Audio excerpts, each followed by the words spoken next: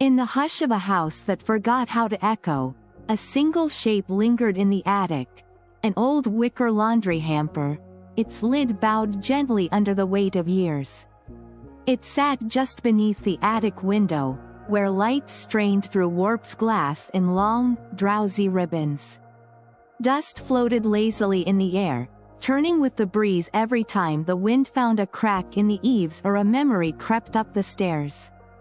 No one noticed the room much anymore.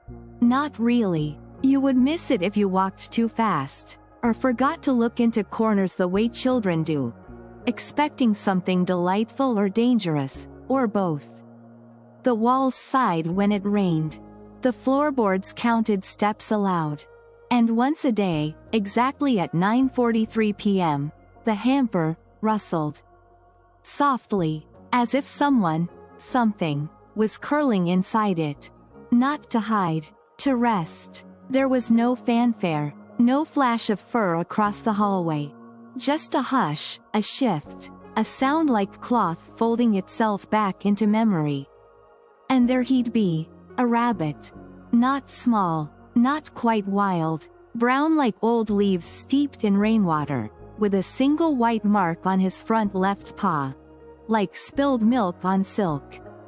He never stayed long, not more than an hour or so.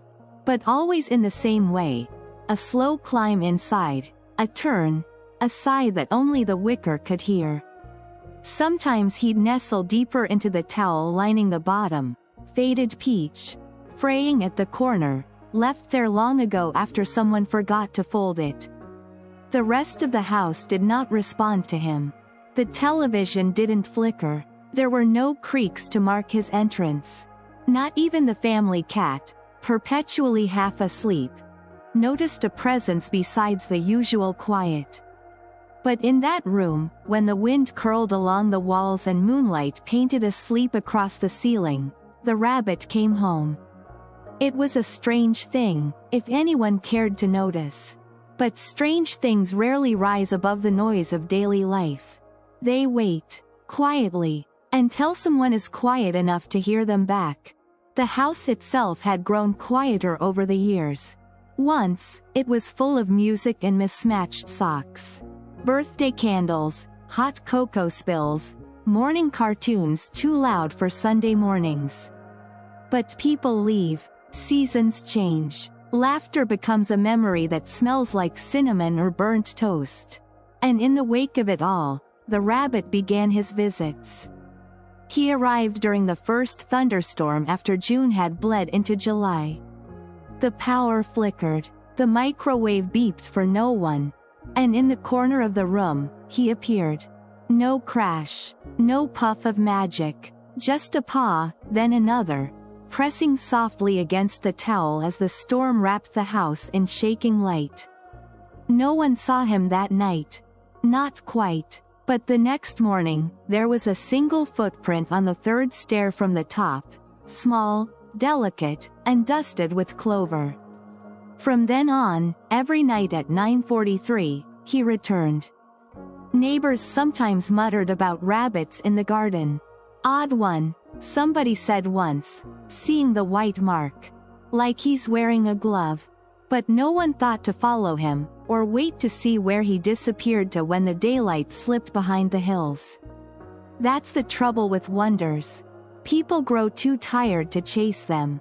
But not Elsie, not yet. Because that rabbit? He wasn't waiting on a season or a storybook ending. He was waiting on someone.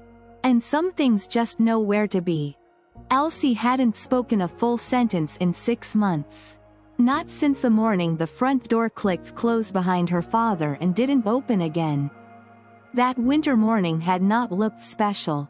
Just frost on the mailbox, breath clouds in the hallway, the smell of oatmeal and honey. And then his coffee half drunk, his scarf missing from the hook. Her mother's eyes, silent, sunken, and the cold space where he used to hum while buttering toast. Elsie still hummed the tune sometimes, beneath her breath, when she sat under the kitchen table with crayons stolen from the junk drawer. She didn't forget how to speak. She just paused, Like a sentence no one finished. Teachers sent home notes. Her mother signed them. No one asked Elsie why. The truth was, words didn't feel like hers anymore. They wagged too loud from grown-up mouths. We're doing our best. Or, she'll adjust. Or worse, she's just a quiet one. But Elsie hadn't started that way. She used to tell knock-knock jokes from the bathtub and name every street lamp on the walk to the store. She used to sing about sandwiches, and make up stories about what squirrels dreamed about when they twitched in trees. Now she mostly drew. She filled napkins and receipts and junk mail with birds and foxes and rabbits. Pencil-gray creatures that smelled of wind and clover. Her backpack zippers broke from so many folded papers stuffed inside. Home was a thin place. Not bad, not cruel, just threadbare. Her mother worked long hours at the pharmacy, then longer ones at the local diner. She talked more into her phone than to Elsie. But they exchanged the basics. Lights on, doors locked, cereal before bed. Sometimes they passed each other like shadows in a hallway mirror. The house sagged with them. Wallpaper peeled in the corners. The heater spoke in coughs. They both grew used to the quiet, the kind of silence that expands, stretching between people who once played charades over grilled cheese. It wasn't that no one noticed Elsie had gone quiet. It was that noticing required slowing down, turning your head, saying a name and then sitting through the space that came before an answer. But Elsie wasn't lonely, not exactly. She was paired with the hush in a kind of rhythm. A gentle keeping. She let it guide her through the days like hands pressed softly to her shoulders. And when the world grew too heavy, she climbed the stairs, past the squeaky fifth step, past the box of old board games with missing dice, and curled into her favorite quiet. The guest room wasn't used except to store things people were too tired to throw away. A cracked mirror, a wedding vase unopened, a quilt that smelled faintly of mothballs and last chances. And the hamper, of course. Old wicker, tilted slightly to the left. The towel inside looked faded, as if it had once held something warm. Elsie would sit beside it, sketchpad on her knees, tongue poking from the corner of her mouth as she copied the loops of the towel's fray or the way the light made hexagons on the dusty floor. Sometimes she hummed, never loud, just enough to feel the sound bounce off her ribs and go somewhere. The curtain in that corner swayed even on still nights. As if something outside wanted to come in. Or as if the room remembered being full once. Full of laughter, maybe, or fur, or the soft weight of something beloved. Elsie didn't say much anymore. But sometimes, she'd rest her cheek against her knees and whisper to the floor. I'm still here. And somewhere, she hoped, someone was listening. The guest room wasn't forbidden, just forgotten. Tucked beneath the slope of the roof, it pressed into the corner of the house like a page folded over and then never quite turned back. The door stuck when it rained, and the single window was missing its screen, letting in the scent of lilacs from the hedge below and sometimes, if the wind was right, the far-off hush of cars brushing gravel. Inside, dust took its time. An extra dresser hunched against one wall like it was sulking. A bundle of old coats hung from nails, shoulder pads curling like tired wings. The only light came from the window and the hallway lamp, which left the room in an almost constant state of twilight. It was in that space the hamper sat, made of wicker with frayed edges where someone had once, long ago, pried it open too hard. The lid slouched slightly, held in place by a knob that wobbled when turned. A peach-colored towel lay folded within, pale and thin, soft from too many washings. No one had moved it in years. It had been left there after Elsie caught the flu 2 winters back. Her mother had brought the hamper upstairs so she wouldn't have to trek down the hall with sweaty pajamas and damp sheets. When Elsie got better, they forgot to take it back down. Or maybe, Elsie thought sometimes, they'd just left it there on purpose. Even forgetting can feel a bit like keeping, when the heart wants it to. In the afternoons, when the sky grew golden the way it does just before dinner and the house slowed its ticking, Elsie would climb the stairs with her sketchpad and curl beside the hamper like a pilgrim returning to a shrine. She didn't always draw. Sometimes she just watched. The dust as it moved like parade confetti. The light shifting. The way it blinked along the wicker edge, feather soft. It calmed her in a way nothing else did. The room felt like a listening place. Not like school or church, where silence held rules. But soft, like waiting beside someone who didn't need you to talk at all. There was no expectation in the shadows there. Only presence. One afternoon, Elsie traced the pattern on the hamper's lid. The same loop again and again with her finger, like a prayer she didn't know the words to. She thought of naming the towel. Maybe calling it Peachy or Thread. But something stopped her. Some things didn't want names. Maybe because names meant ends. So instead, she sketched. The hamper again, sure, but this time with something new beside it. An idea, a shape of something she hadn't yet seen, but somehow knew. Long ears folded back gently, a nose caught mid-breath. Not quite a rabbit yet, but not a rabbit either. It felt like drawing memory in reverse. That night, she left the sketch propped against the baseboard. And that's when things began to change. She woke just after midnight, unsure why. The air in her room felt different, lighter somehow. Charged, like the breath before thunder. She rose, pulled on socks she'd left on the radiator, and tiptoed upstairs without really thinking.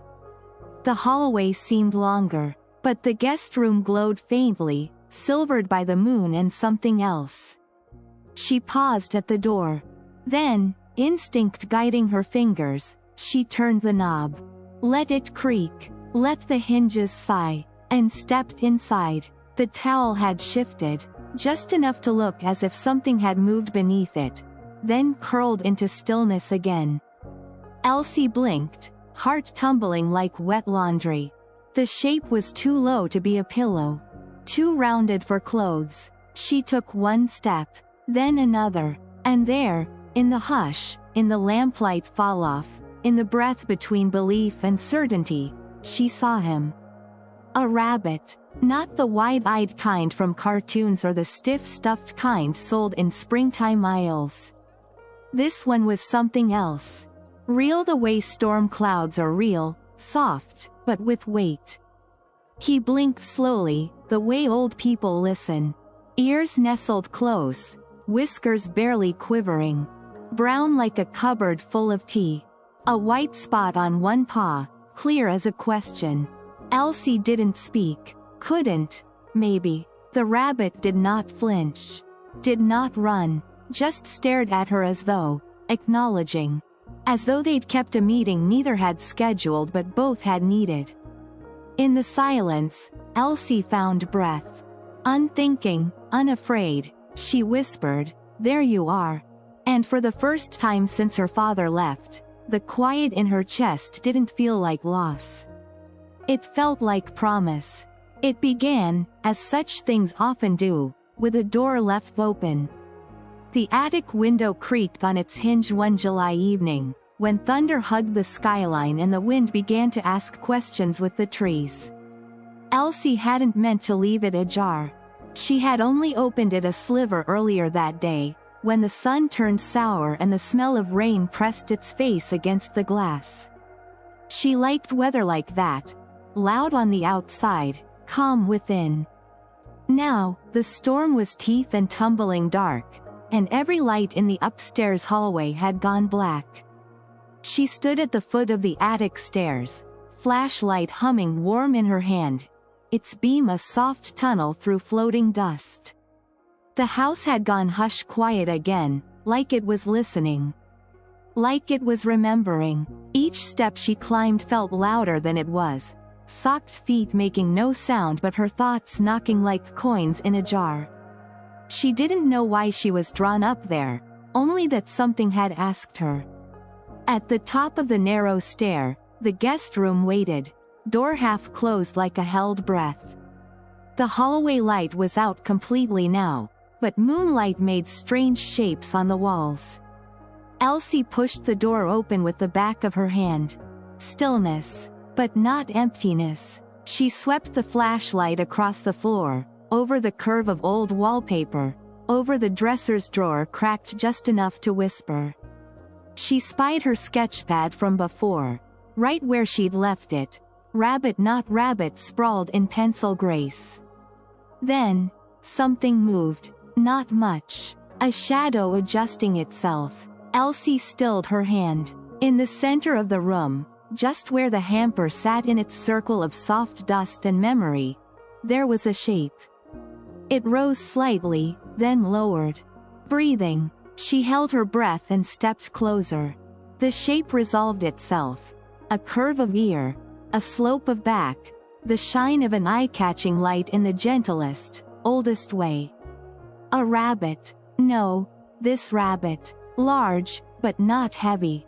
Not wild, not tamed. Fur mottled like dusk through trees. That same white patch on his left paw like a signature signed centuries ago. He looked at her like he remembered her before she arrived. Elsie dropped to her knees, flashlight tilting to the floor. Her hand clenched around its base like it was the only thing not spinning. Neither of them moved. Rain whispered on the window now. The wind had quieted, like it, too, wanted to see what would happen next. She tried words. Nothing came. Instead, instinct. Elsie curled her fingers into the towel's fray and gently flattened it beside the rabbit. He didn't flinch. His nose twitched once, twice. Then he shifted, so slowly the moment stretched like molasses in cold. He tucked his foot beneath him, blinked, let his ears rest naturally along his back. And then, he closed his eyes. Right there, in the hamper. In the guest room. In the house where everything had changed. Elsie didn't move for a long time. She simply watched, listened, let herself learn the rhythm of his breath. Finally, when her knees began to ache and the quiet pressed too gently for even thinking, she whispered, "I know you." The words came without planning. From somewhere beneath logic, beyond memory. Like remembering a song sung to you before you were born. The rabbit gave no reply. But something in the room sighed, soft and full, the way sheet folds exhale when smoothed by a mother's hand. And in that moment, Elsie was no longer just a girl in a silent house. She was a part of something older. A hush bigger than loneliness. A story that had been waiting just for her to hear it again. Elsie didn't ask for permission. Somehow, she knew the answer wouldn't matter. Not to her mother, who moved like smoke between shifts, and not to Ellis, who didn't seem to belong to anyone but the hush. In the soft fold between thunder and sunrise, she decided to keep him.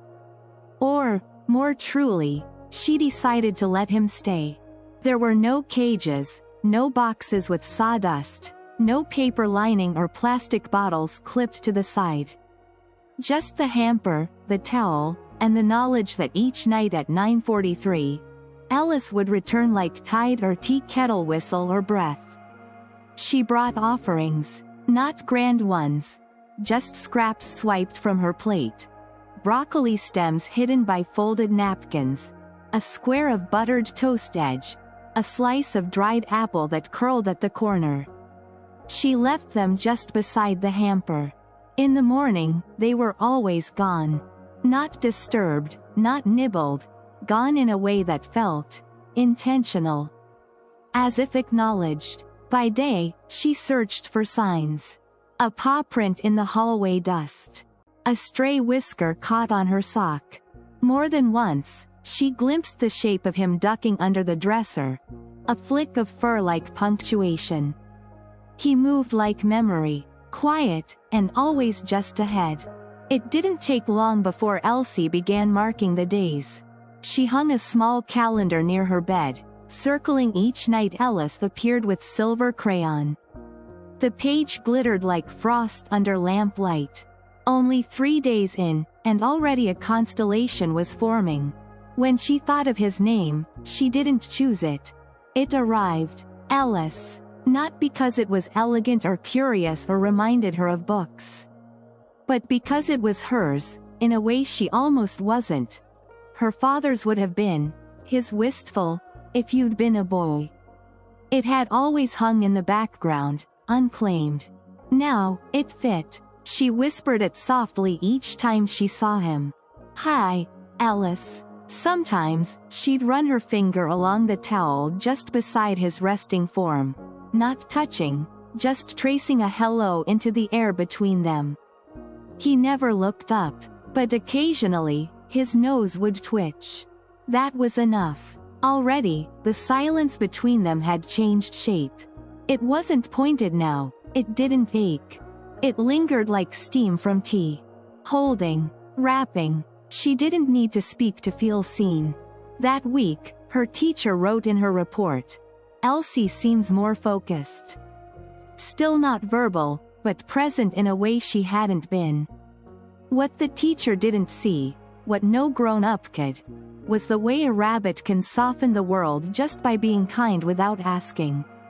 Each night, Ellis returned. Always the same way, always the same time, not as ritual, not as a trick, but as a promise kept. Each night, once her door had been clicked shut by careful hands and the hallway light blinked out, Elsie climbed the stairs in soft quiet and opened the guest room door like it was a page she couldn't wait to read. The hamper always waited, sometimes empty, sometimes already holding its small miracle. If Ellis was there, she would sit cross-legged nearby. If he wasn't yet, she would wait, knees tucked into her arms, sketchpad at her side, heart ready without knowing what for. She didn't speak to people. Not really, not anymore, but to Ellis, she told everything. Not loud, not even fully formed. Often, just strands of thought spoken the way you might hum when you think no one is listening. But he was. Always. "Today, we had to read aloud in class," she whispered one evening, her lips barely moving. I pretended to drop my pencil and hid under the table instead.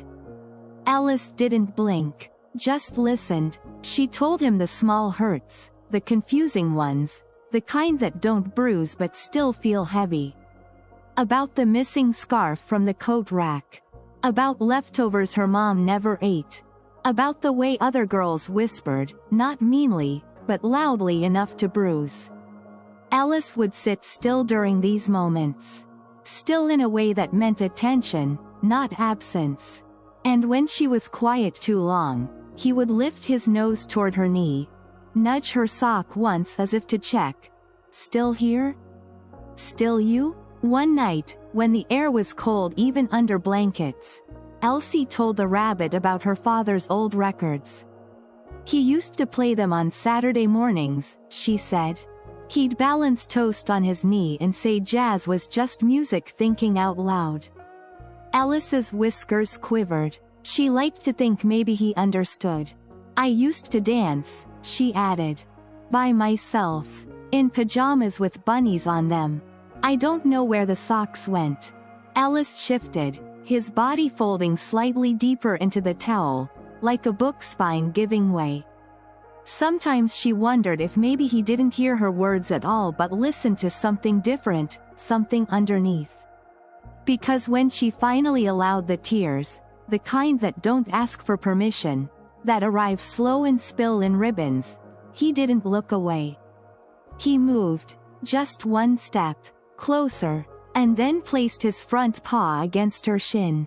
No weight, just presence. Elsie didn't move. She didn't wipe her face or say thank you. She simply placed her hand beside his paw. Not touching, but close. The silence was soft now. No longer the ache of what was missing, but the warmth of something mending. After that night, her whispers grew steadier. Not louder, just more frequent. Like messages in a bottle she no longer needed to hide.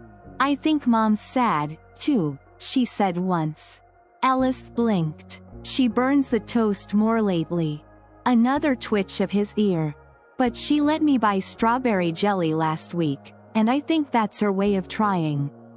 Every night, the hush between them held room for this. Her unraveling and winding back again. And in that sharing, her stillness became something else. Not absence. Belonging. It began as a question in a neighbor's voice. Elsie had just come in from the garden, knees smudged with soil where she'd crouched to watch ants carry crumbs, when Mrs. Partridge leaned over the short fence with a grin that didn't quite meet her eyes. "You've got yourself a curious visitor," she said, pointing toward the hydrangeas. "Saw a rabbit out here the other day, bold as anything. Not the nervous kind. Big, too. And funny thing, white mark on one paw." Elsie's breath caught just behind her tongue. Mrs. Partridge chuckled. "Almost like he's got a mitten on, doesn't he? Odd to see one that keeps hanging around." "Do you see him often?" Elsie asked, before remembering not to speak too much. But the words felt strange again, metallic, like keys long unused. Mrs. Partridge shrugged. "Twice maybe? Thought he might belong to someone, but no collar, nothing. Just stands there sometimes, like he's waiting." Elsie nodded, her throat dry. That night, she cleaned the towel in the hamper. Fluffed it gently, rearranged the corners like it mattered, which it did. She left his favorite piece of dried apple beside the lid, just touching the fray. By 9:43, the room was full of its usual stillness. The kind that sounded like breath holding its breath. But Ellis didn't come. She waited anyway. In the dark, in the quiet, she whispered his name into the corners. Ellis. Again, and again. She left the door half open and dozed against the bed's edge, her cheek pressed to the musty quilt, until the floorboards creaked like they remembered someone. It was 2:17 a.m. Not 9:43, and it wasn't a dream. She sat up. Ellis was there, only barely legible in the moonlight, a smaller shape folded inside the hamper. He didn't move much when she rose and crossed the room. Then she saw it, his paw, the white one, damp with something darker than shadow. He had limped inside, an awkward furl of movement in the dust lines. Elsie knelt beside him. "It's okay," she whispered. "You're safe now. You're always safe here." She didn't know what had happened. A briar? A car? A dog from down the hill? It didn't matter. What mattered was the curl of him now, shivering just beneath the fur. His eyes half-lidded, his breath shallow but steady. Instinct made her run. Downstairs, to the kitchen drawer, where scissors and rubber bands lived beside old batteries and bread ties.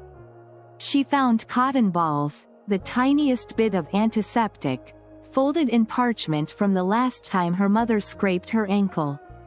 She ran back up. Alice hadn't moved. "I won't hurt you," she said as she knelt again. Her hands worked slowly. She dabbed the wound, not deep, but raw-looking. Cleaned what she could. Whispered nonsense the whole time, a ribbon of breath linking them together. "I saw a ladybug with only one spot today. And I didn't cry during math. And I remembered to bring in the towels." Alice shivered, just once, then stilled. When she was finished, she folded the towel around him so gently it hardly rustled. The fray brushed his ear. He blinked, like he was very far away. She sat beside him until morning, the light slipping peach into lilac, her hand resting palm up between them. He didn't touch it, but he stayed. The Gables and Pines Animal Clinic looked smaller in the morning, quieter than Elsie remembered from when old Mrs. Darnell brought her golden retriever for tooth cleanings. There were no cars in the lot. No light in the waiting room. Just a handmade sign in loopy marker. Closed, back tomorrow. Elsie stood beside her bike, one sneaker toe tapping the curb. Alice didn't move much inside her cardigan, tucked close against her chest, weight warm and strangely steady, like a heartbeat that didn't belong to her but matched hers anyway. She'd wrapped him in the cardigan like a bundle of dusk, his ears barely visible above the neckline, one paw still stiff with pain. The white mark had smudged slightly, mud or something darker, and Elsie shivered despite the summer air. She didn't cry, though. Not even as she climbed off her bike, stood on tiptoe, and tucked a note between the clinic's front doors. It read, "Please help my friend, he came through the storm, his paw is hurt but he is kind. Thank you, E." She underlined the E 3 times, like a whispered promise. Then she sat on the curb for a while, humming softly and stroking the space above Ellis's ears, careful not to wake him if he was sleeping. The town moved around her, people going to work, someone honking, a stroller wheel screeching as it bumped a crack in the sidewalk. None of it touched the hush she carried. After a while, she cycled home slow, the cardigan still folded just so, her hands careful on the handlebars, eyes scanning every tree limb and telephone wire like the sky might lean down and offer clarity. Alice twitched once on the ride, then went still again. That night, she carried him back to the guest room. He limped less, still careful, but when she unwrapped him, he gave a small shake, a full-body rustle like someone folding back into their shape after forgetting how to be there. She offered him a slice of strawberry from her lunchbox. He sniffed it, then took it gently in his teeth and turned a slow circle in the hamper before settling. She fell asleep beside him without meaning to. The next few mornings passed like whispers. She would check the clinic, but no note. No one had found it, or maybe no one had read it. The woman at the front desk, when finally asked, only blinked. "We've had no calls about a rabbit," she said, rifling through a drawer. "Are you asking for a friend?" Elsie nodded. The woman smiled. "Well, tell your friend to bring him in next time. Injuries aren't something to guess at." Elsie didn't answer, just turned the leaves of the clinic's potted fern with her fingers until her mother called her over from the checkout. When they got home, she checked the wound. Gone. No scab, no tenderness, not even a mark in the fur. Just clean, unbroken brown, and the white patch sharp again, like a story she could almost remember. Alice blinked at her as she stared. Not defiant, just calm. "Did you do that yourself?" she asked him. He didn't move. "You aren't just a rabbit," she added quietly. "Are you?" But there was no answer. Because answers, she was learning, didn't always come in words, or even in moments. Sometimes they came in the space between questions. Alice curled up in the towel. She sat with him until the shadows climbed the walls again. She didn't tell anyone else about the paw. She didn't need to. It started with the garden. Not the one behind their house. The one with the patchy grass and clover clustering beneath the swing set, but another garden. One buried in the hush of sleep, edged in something softer than memory. The first time Elsie dreamt it, she thought it was just a woven leftover from a storybook. A gate half swinging open, ivy thick as braided rope curling over stone, and flowers. So many flowers, spilling into paths. But it came again, and again, always the same rhythm. She would step through the gate barefoot, dirt soft as wool beneath her toes. The air smelled like fennel and something older, something like rain on wooden floors. Alice would be there, waiting, not in the corner or hidden beneath leaves, but centered, sure. His ears perked just so, his body still in that watchful way he'd begun to have even while awake. And though nothing was said, because speech didn't seem to work quite the same in dreams, Elsie knew, he wanted her to follow. So she did. Each night, a little farther down the path. Past pots cracked with moss. Past iron benches whose shadows curved like cursive writing across cobblestones. Past a fountain where birds the color of parchment dipped their wings and rose again. Alice never hurried. He moved in that same quiet way, present and unafraid, as though he'd walked the path hundreds of times and only now brought her along. As they wandered deeper into the garden, Elsie began to notice the sound. At first, she thought it was wind, brushing against the hedges. Then bees maybe, or summer rain on wide leaves. But no, it was laughter. Fragile but unmistakable, like a song remembered too late but still somehow loved. And inside it, faint but certain, her father's voice. Not words. Just a cadence, the chuckle he made when drying dishes, when tipping foam into mugs of cocoa, when lifting her onto kitchen counters to stir the mixing bowl. It shouldn't have been possible. But there are things that live on in dreams which the day refuses to carry. Alice would stop near a tree that twisted toward a skylight, though no ceiling wrapped the sky, and light came from no source Elsie could name. He'd turn to her slowly, eyes catching hers like pond light. Then he'd blink, and she'd wake up, heart quiet, like a velvet bell. After the third dream, Elsie began to fall asleep hoping. Not with longing, not with grasp or ache, but with readiness, like a reader placing a ribbon between pages.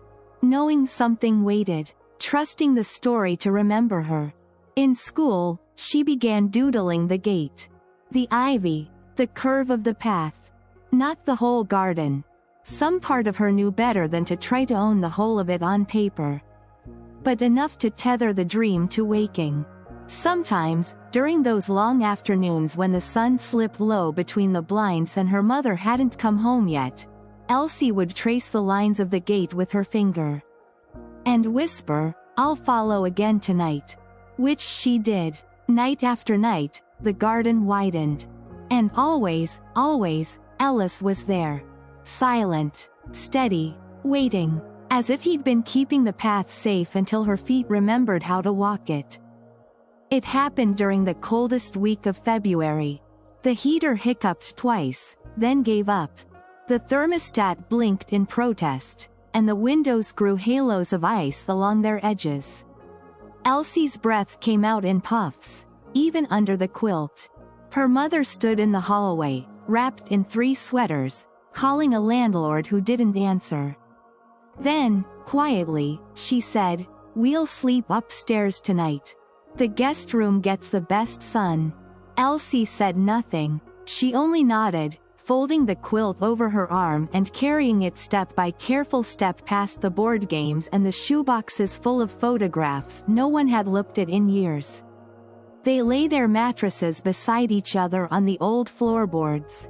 The morning light climbed through the attic window and curled between them like a dog, warming what the heater could not.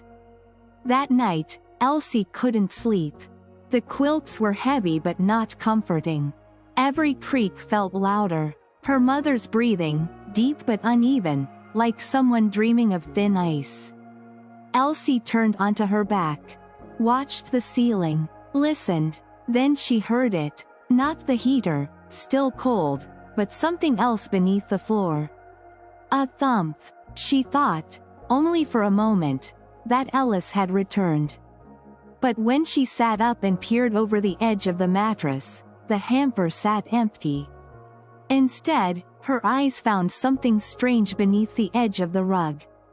A corner, tattered, folded. Careful not to wake her mother, Elsie slid to the floor, lifting the rug with both hands.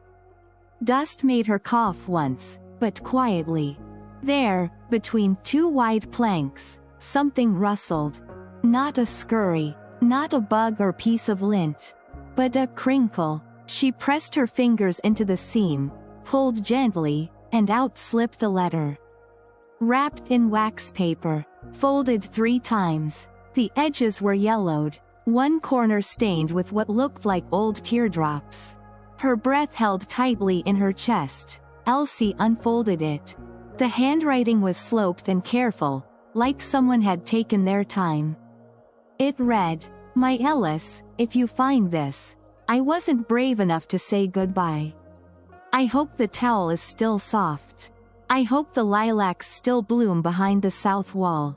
I'll meet you there, in every dream you remember. I will wait for you in the lilac room. Don't forget my spot, right in the hamper. I'll always come back there. June." Elsie read it again and again. The paper smelled like old soap and folded years. Like something from before even her mother was born. She looked at the handwriting, the way the E in Ellis looped just like hers did. The way the final word curved away from the line like a question. Then, letter in hand, she lay beside her mother and stared into the dark. June. The name rang a bell. The hamper shifted slightly in the dim. Just the lid inhaling. Elsie didn't go back to sleep. She stayed awake until the room smelled like morning. The letter folded beneath her pillow. A heartbeat later, she whispered into that narrow hush. "Did you know her?" And though Ellis didn't appear that night, Elsie felt as if someone had nodded from just behind the walls. Elsie began to search. Not because she didn't believe the letter, she did, with a certainty that reached behind logic, but because something inside her wanted to know more. To understand what kind of love had been soft enough to ask for return, even after the end. The next day, after school, she walked to the library. The old brick one with the mural of birds on the side and the smell of sun-warmed pages inside. She didn't check out books. She asked Ms. Lowell at the front desk for help. "Do you have any records for our address?" she asked, voice barely above a whisper. Ms. Lowell adjusted her glasses and smiled with the patience of someone who'd loved books more than clocks. "We've got some property histories on microfiche. Give me a minute, sweetheart." Elsie followed her down a hallway lined with biographies. The machine groaned awake like it hadn't been touched since Y2K, but eventually, it flickered to life. Together, they fed in strips of film, watched the soft blurred text slide across the screen. Lists of owners, deed signatures, a newspaper snippet about a bake sale fundraiser held at the old Lilac House on Maple Sparks Road. "That's ours," Elsie said, tapping the glass. "Lilacs under the attic window." Ms. Lowell nodded. "That would have been June Fisher's, then. Lived there most of her life. Never married. Bit of a writer, I think." Later, Elsie dug through the upstairs closet, the one crammed with dusty boxes her mother never touched.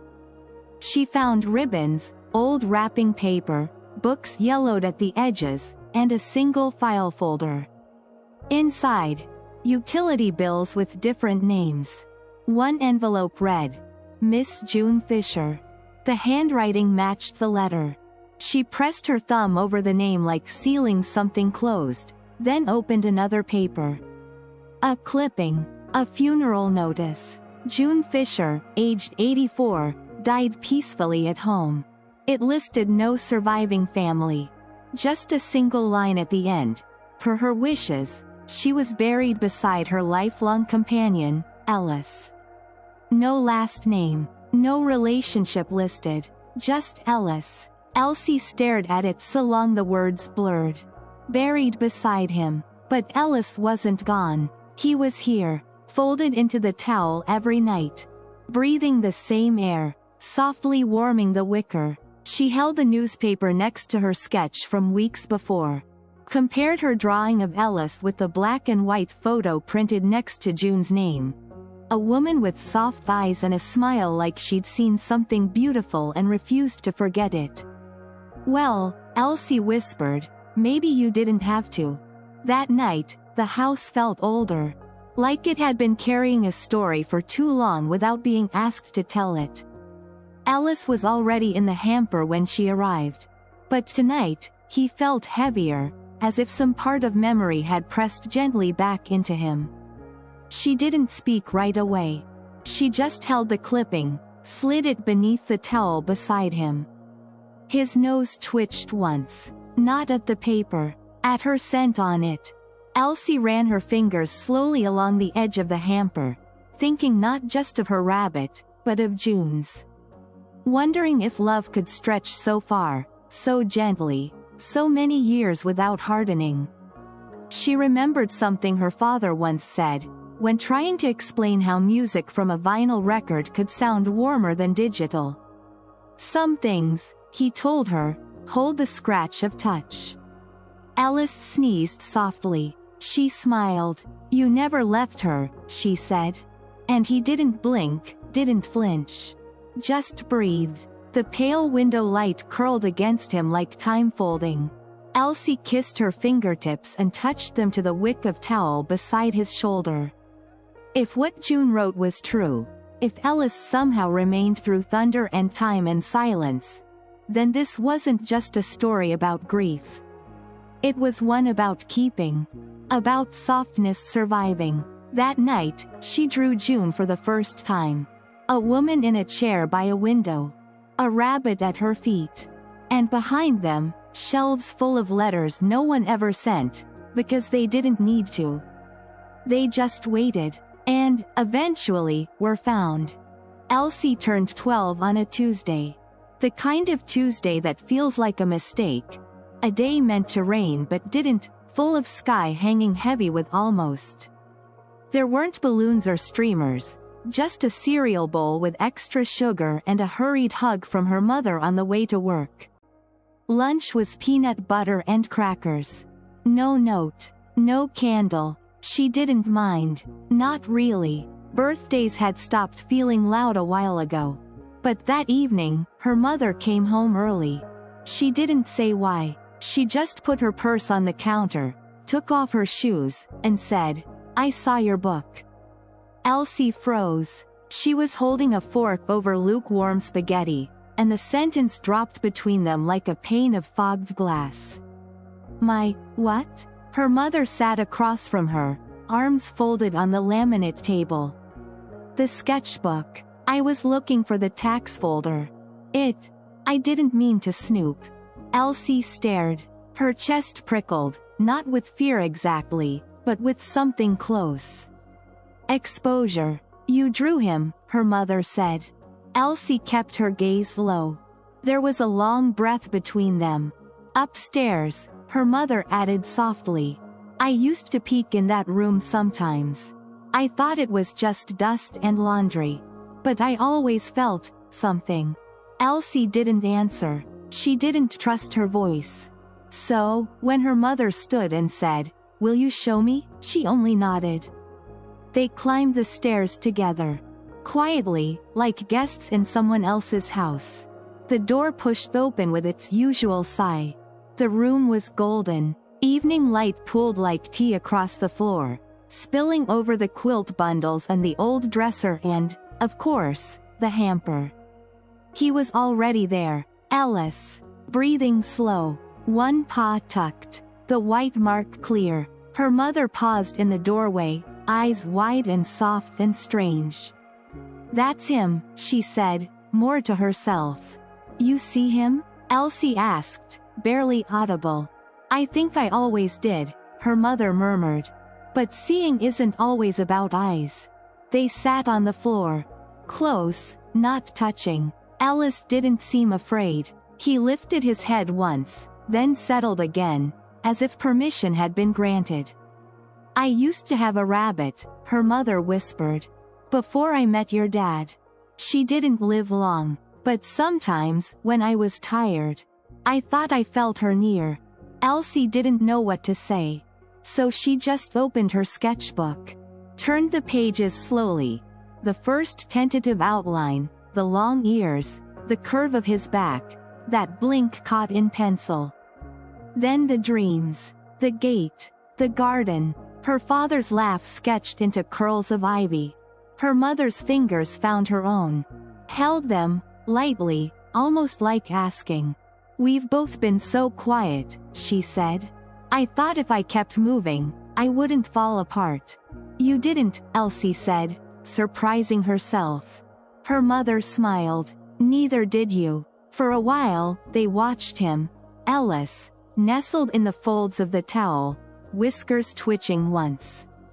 "Do you know why he comes?" her mother asked. Elsie looked down. "Maybe for her. Maybe for me." Her mother nodded. "Maybe for all of us." The wind tapped softly against the window pane. They stayed like that, until the shadows tilted gentler. Until the room held more hush than hurt. And for the first time in a year, silence felt like peace. The night was cooler than most June evenings, soft with a kind of finality. The air through the attic window smelled like cut grass and a neighbor's late lavender. Elsie laid the towel out just right.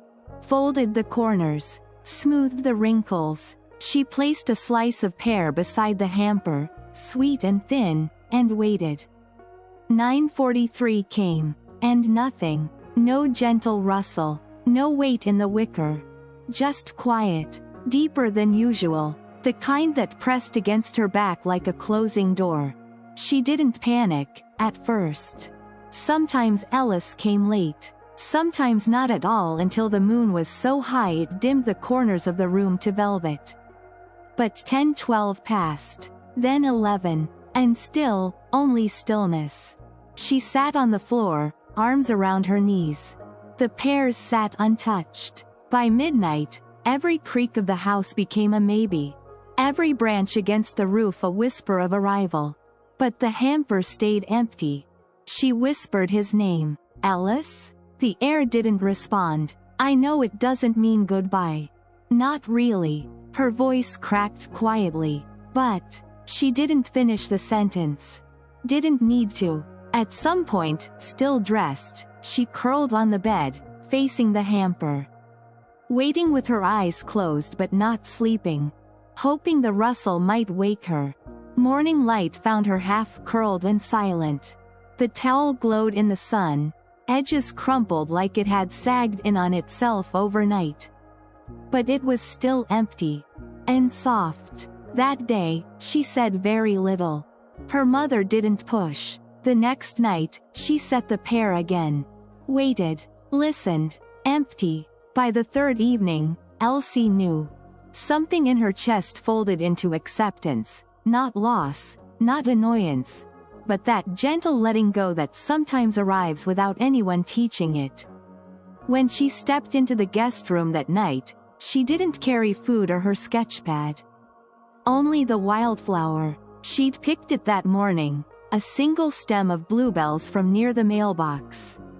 She set it gently inside the hamper, near the left-hand corner where Ellis used to rest his paw. Then, kneeling beside it, she said simply, "Thank you." Her mother joined her a minute later. Without speaking, she sat and began folding the towel along its seams. They cleaned the floor, lifted the old wrapper where a snack had crumbled months ago, wiped down the edge of the dresser. When the room was still again, the basket sat empty. Clean. Waiting in a different way. "Will he come back?" her mother asked softly. Elsie didn't answer right away. Instead, she placed her palm against the hamper's lid. Pressed gently, not to close it, but to honor its shape. "Maybe not here," she finally said. "Maybe not like that." Her mother nodded. "But somewhere." And that was enough. They turned off the light together. The door stayed open. Just a crack. Not for expectation, but memory. Because sometimes, the waiting itself is a kind of return. She found the cottage on an August afternoon. It took 2 buses and a walk through an orchard that hissed with wind and bees, but she knew she was close when the fences stopped looking new and the sky turned the color of linen left out too long. The path wasn't marked, just a curve between trees, almost covered in goldenrod and brambles. But her fingers touched the old letter in her pocket as if it could steer her bones. The air smelled like stone and dried mint, like something forgotten that still remembered her. And then, there it was. Tucked behind a wall of ivy, the cottage leaned into the hill like a memory leaning into sleep. The roof sagged in the middle. Windows blinked with grime and lichen. The door had long since fallen in. No one had lived there in years. But the quiet hummed with presence. She stepped carefully over the threshold. Dust rose around her like breath. Inside, light pooled in lazy shapes. Over collapsed chairs, shelves of softened books, a tea kettle rusting on its side. Elsie didn't look long. She wasn't here for rooms. Out the back door, barely clinging to its hinges, she stepped into the garden. There were no neat rows. No fences. No signs to tell the plants how to be. Just wildness. Foxglove crooked its neck toward the sun. Lavender bowed under bees. Between them, fennel waved like feathers. Everything grew where it willed, and none of it asked permission. It matched the dreams. She followed the shape her feet already knew, around the bent sundial, past a twisted fig tree, across stones warmed by history. And there, beneath the lilacs, was the spot. No marker, no statue, just a patch of moss-covered ground where the light settled differently. Heavier, somehow, like the world had folded a corner of itself to remember something precious. At its center bloomed a single flower, a white bell of a thing, petals curled like whispering hands. She knelt beside it, not to pray, not to take, just to be. The wind slipped through the garden. The trees clicked their branches. A bird called twice, then stopped. And then, a rustle. She looked up. There, half hidden by a bush, sat a rabbit. Brown like turned leaves. Large, but not imposing. Calm. One white spot on the front left paw. He didn't move, just watched. A blink, slow as a bow. Her breath caught, not in fear or sorrow, but recognition. The kind that doesn't ask how. Ellis. Or not. Maybe a memory of him. Maybe a piece that stayed behind. Maybe another who had been waiting just the same. She didn't step closer. She didn't reach. She simply smiled. The rabbit held her gaze a moment longer. Then turned, and vanished into the garden. She sat there until the sun dipped behind the fig tree, and the light turned to honey. When she stood, she didn't need to look back. She knew the way now. And the way would always remember her. The house was quiet now, but not in the way it used to be. Not hollow, not heavy, just full of its own breathing. The attic window stayed cracked, a half-inch wedge of sky where breeze could slip in without asking. Sometimes, it carried in the scent of lilacs. Sometimes, just the hush. The wicker hamper remained in its corner beneath the eaves. The towel was still there too, folded neatly, worn soft along one edge. No one ever said to leave it that way. But no one moved it either. Children had come since Elsie, light-footed new feet padding up the stairs, curious eyes peeking through dust motes. They never stayed long, not in that room. But they always returned. Slippers scuffed near the hamper without being told. Fingers traced the rim of the lid in lazy spirals. Once, a boy named Theo fell asleep curled beside the basket, woke up smiling, and said he dreamt of a rabbit who knew his middle name. No one laughed. Not really. Just nodded slow, like trees listening. And sometimes, in full moonlight, when the house was softer than day and breathing like someone about to remember something important, there'd be sounds. Very small. A whisper in wicker. A sigh folding into thread. No one saw him, not clearly. But footprints appeared once on a snowy sill, barely there, like dandelion clocks. And on a Sunday in spring, a white hair was found beneath the towel, gleaming silver at the tip. People say time moves forward. But houses know better. They remember who walked gently. Who left quiet behind like a gift. In the evening, the light comes through that old attic window in strips. Touching the hamper, the towel, the corners where sketches once traced dreams into dust. And sometimes, it lingers longer than it should. Like something watching. Like something waiting. The grown-ups don't ask why the towel stays. Or why no one uses that room for storage anymore. They walk past the door and forget to wonder. But the children? They remember. Not always in words. Some just hum when they pass the stairs. Some leave tiny bits of biscuit at the corner of the hamper.